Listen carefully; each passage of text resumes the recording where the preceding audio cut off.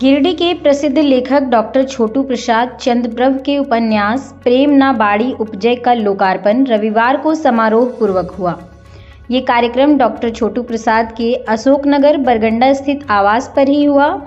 उपन्यास का लोकार्पण गिरिडीह कॉलेज के प्रिंसिपल डॉक्टर अनुज कुमार, शिक्षक व साहित्यकार उदय शंकर उपाध्याय, बद्रीदास, बीएड कॉलेज के प्रोफेसर डीके वर्मा सहित अन्य लोगों ने किया।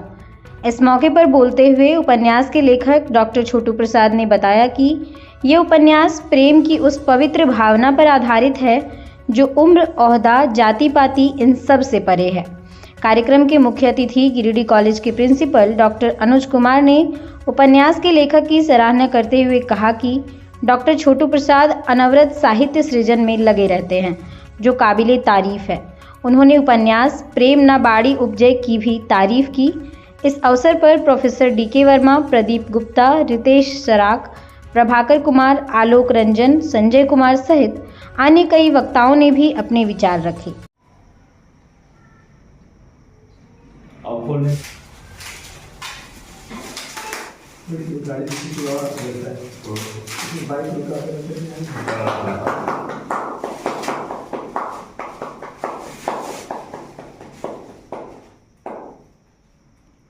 सर्वप्रथम मैं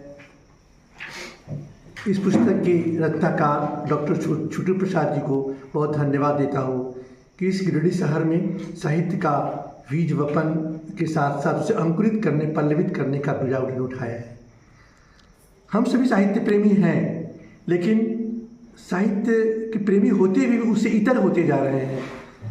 यह इस उपन्यास को मैंने देखा और पूरा तो पढ़ नहीं पाया हूँ क्योंकि आज लोकार्पण हुआ है, लेकिन मैंने इसका सार संक्षेप पढ़ा।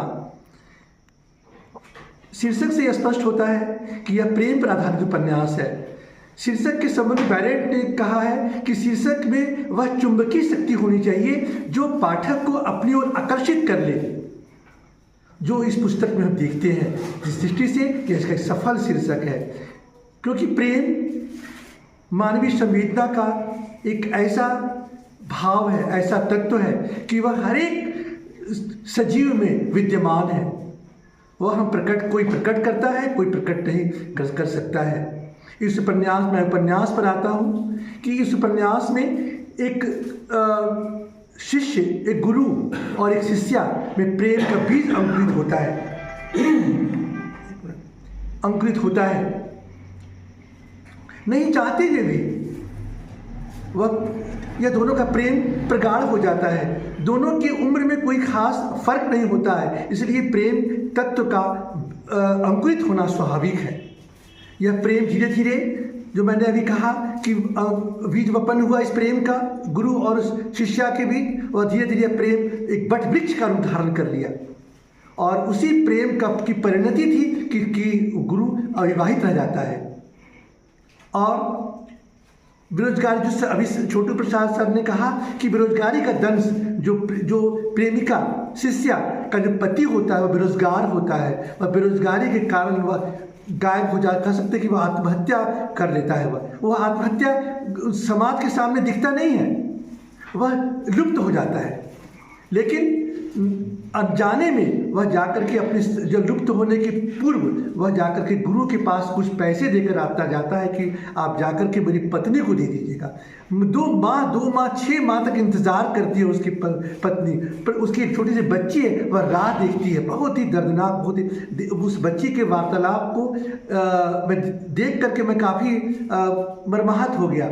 जो उपन्यास के 6 तत्व, मूलतः 6 तत्व होते हैं, तो उसका एक तत्व होता है कथोपकथन, जो बहुत ही तरीके अच्छे ढंग से उन्होंने बताया है कि कथोपकथन से पात्र के बारे में समझ आता है कि उसका चरित्र किस प्रकार है। शहर के झंडा मैदान में लग चुका है हस्तशिल्प सर डिज्नीलैंड मेला, जहां मौजूद है देश के कोने कोने के हस्तशिल्प कुशल कारीगर के द्वारा बनाए गए हैंडलूम्स, हैंडीक्राफ्ट की वस्तुओं का विशाल संग्रह। साथ ही महिलाओं के लिए बनारसी साड़ी, लखनवी चिकन वर्क, गुजरात का बंधेज सूट एवं साड़ी, पंजाबी जूती, कश्मीरी शॉल और dress material, Khekra bedsheet, Kashmiri dry fruits, Bengal की जामदानी साड़ी, बेंगलुरु का चनपटना खिलौना, राजकोट का आर्टिफिशियल ज्वेलरी, भागलपुर सिल्क की साड़ी, लेनिन आल्पिक वर्क की साड़ी, भदोई का कारपेट, सहारनपुर का फर्नीचर, उत्तराखंड का खादी वस्त्र, झारखंड खादी एवं ग्रामोद्योग बोर्ड का खादी वस्त्र, कानपुर की लेदर चप्पलें एवं बैग, राजस्थानी जूती, टेराकोटा क्रॉकरी, भदोई का कारपेट, इलेक्ट्रॉनिक्स प्रोडक्ट्स एवं हेल्थ प्रोडक्ट्स भी आप खरीद सकते हैं। मेला में खाने पीने के फूड स्टॉल के साथ ही बच्चों व बड़ों के मनोरंजन के लिए की गई है विशेष व्यवस्था। मेला में आप उठा सकते हैं तारामाची और ब्रेक डांस व ड्रैगन सहित अन्य झूलों का लुत्फ।